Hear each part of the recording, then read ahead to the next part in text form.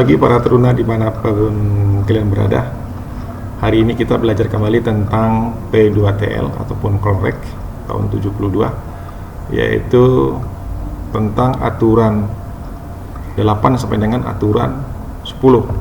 Ya, kita perbesar dulu di sini. Ya. Aturan 8 ini memuat, yang maksud dengan aturan 8 adalah ataupun rule number 8, itu tindakan untuk menghindari bahaya tuburukan.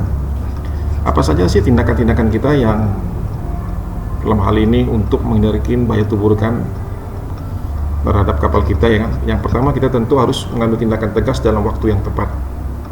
Jangan ragu-ragu ataupun jangan menimbulkan suatu ragu-ragu. Kita ambil suatu tindakan tegas dalam waktu yang tepat untuk menghindari daripada bahaya suatu tuburukan. Kemudian kita harus bisa mengambil suatu sikap terhadap suatu perubahan haluan yang cukup besar atau mendadak, ya. Jadi perubahan haluan yang semula katakanlah 60 tiba-tiba harus ke 120, itu harus cukup cepat, lugas, tegas, dan tepat, ya.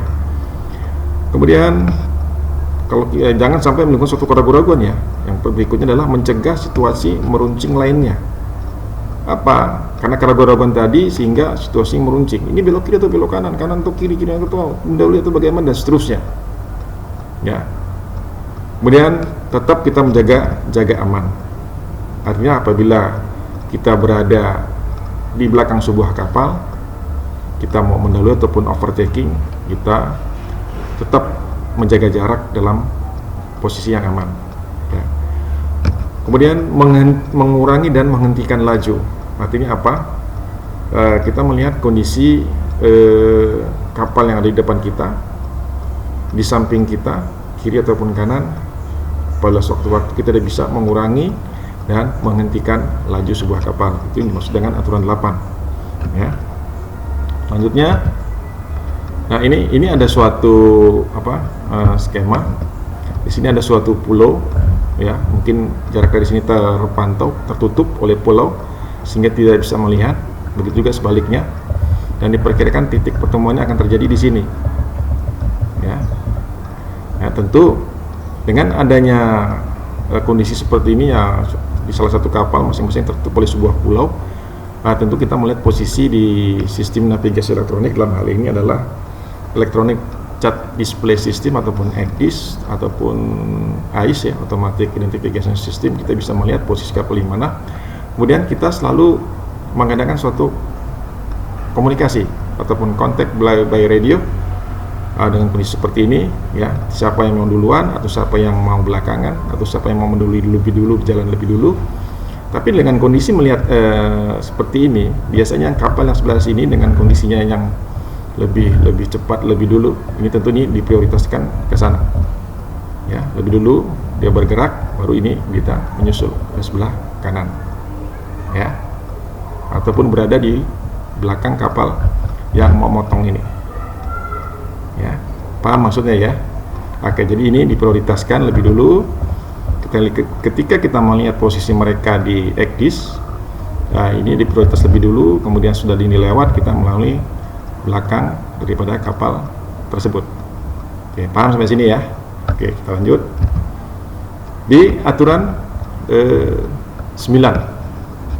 Ya, di aturan 9 ini tercantum tentang alur pelayaran sempit.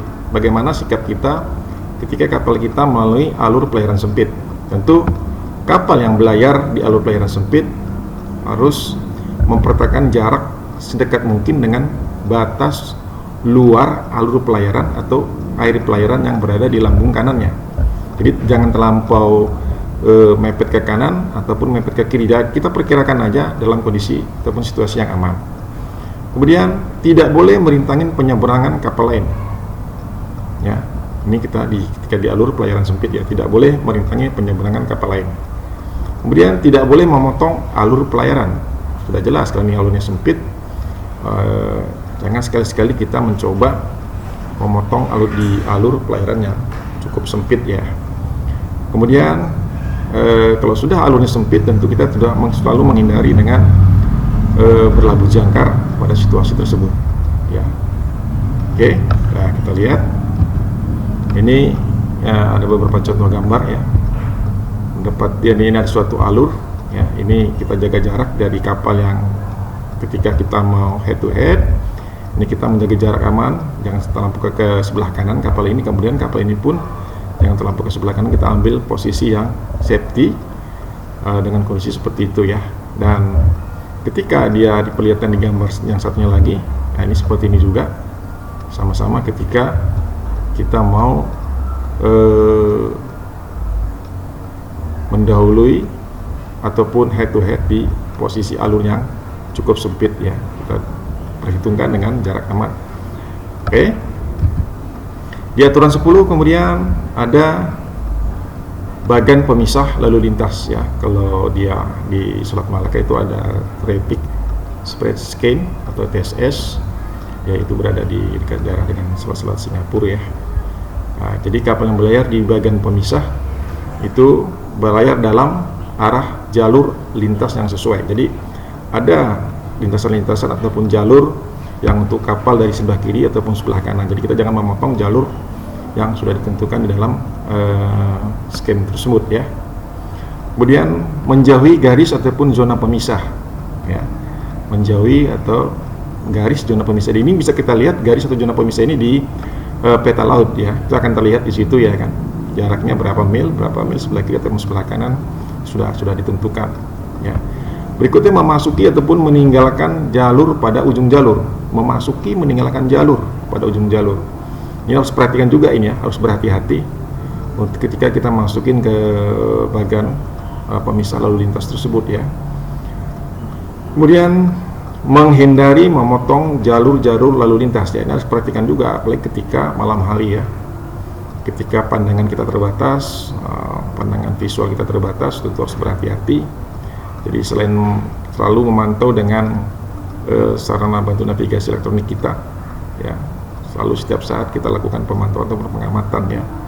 Kemudian di jalur-jalur tersebut sudah jelas kita harus menghindari berlabuh jangkar dan menghindari menangkap ikan pada jalur-jalur di bagan pemisah lalu lintas. Jadi ini dia ada beberapa lintasan ya. Ini bagian pemisah. Ini jadi sudah diatur, ada yang jalur dari sebelah kanan, kemudian kita dari seperti ini. Ini adalah kalau dia di sebelah pelayarannya adalah Traffic Spirit Scheme ataupun TSS ya. Diperhatikan di sini ya. Kemudian ada kapal lagi yang mau crossing di sini ya, harus betul-betul diperhatikan dari pulau ya. Jadi itu saja yang bisa saya sampaikan tentang aturan tersebut ya. Semoga ini bermanfaat. Sampai ketemu lagi pada pertemuan akan datang. Assalamualaikum warahmatullahi wabarakatuh.